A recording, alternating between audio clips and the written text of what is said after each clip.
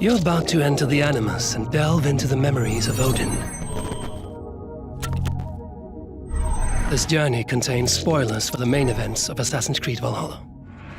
Driven by the projected future of a looming catastrophe and fated to die by the hands of the ever-living Fenrir, Odin selfishly sets out to defy fate.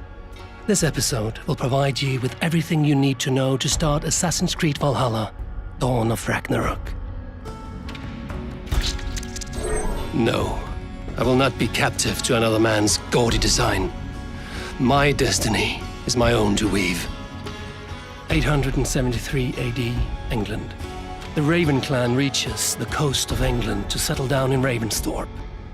Among them is Eivor, a Viking warrior encountering strange visions that she cannot comprehend. With the help of the Sea of Valka, Eivor delves into the mythical memories of Odin, glimpsing into the inner conflicts of the All-Father as he is urged to face his own fate at the dawn of Ragnarök.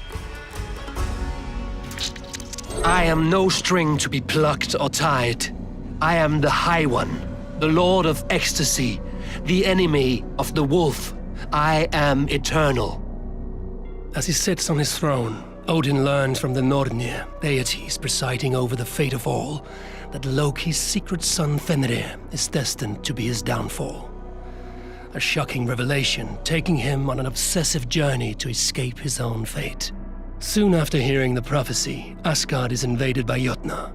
Odin meets a new arrival passing through from Jotunheim, a mysterious builder that offers to create a shield to protect the Aesir from the foretold catastrophe.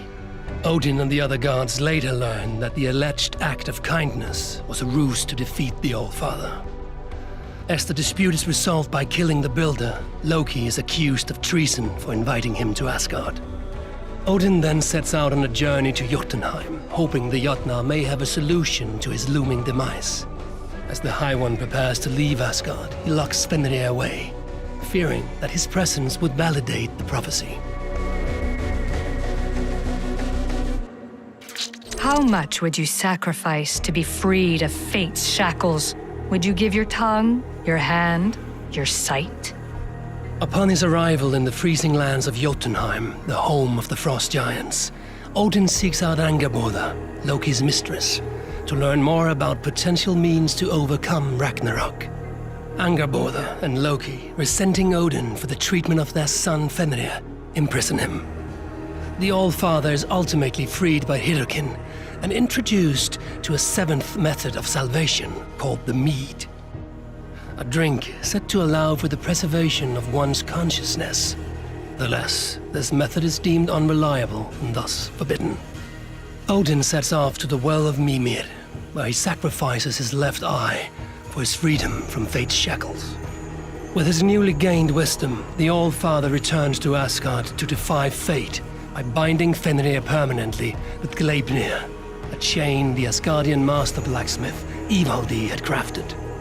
On the day of the prophesied catastrophe, Odin gathers his inner circle of the gods to drink the mead and be reborn anew. These new visions of Odin trouble me. Am I alone in seeing them? Or do the tales of Svartalfheim hold some other meaning?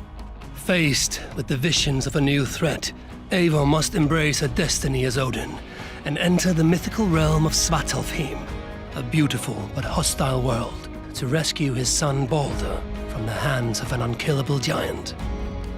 Now, a desperate fugitive, the All-Father must claim and master the otherworldly powers of his defeated enemies if he is to survive in this forsaken land. Yet fate will not be denied.